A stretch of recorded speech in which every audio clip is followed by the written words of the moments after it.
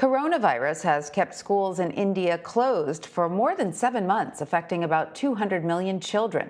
Many of them are now going to work illegally, not only because of school closures, but because their parents have lost their jobs during the pandemic.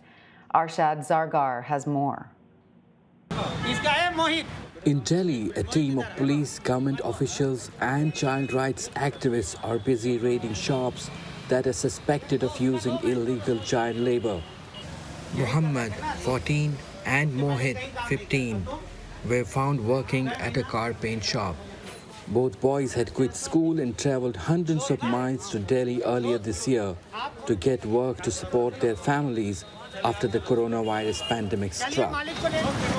In late March, the country went into a strict lockdown, forcing schools and businesses to close and creating financial hardship for many families.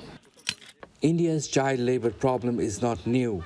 The last census in 2011 found that there were more than 33 million illegal child laborers in the country. Hundreds of thousands of children like Muhammad and Mohit in their early teens have been forced to work as their parents lost jobs.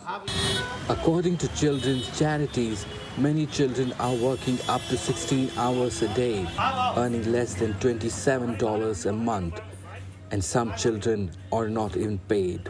Arshad Mehdi, a child rights activist, has attended several raids.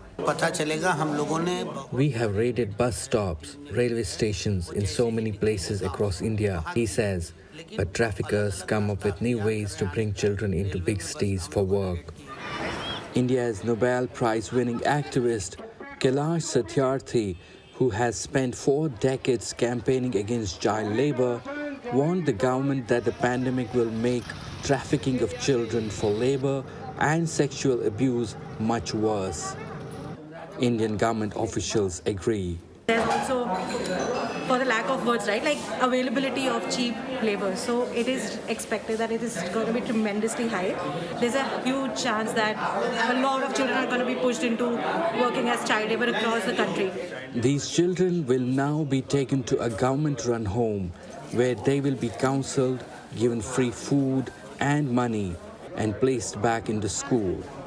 But many children across India will not be as fortunate. Arshad Zargar, CBS News, New Delhi.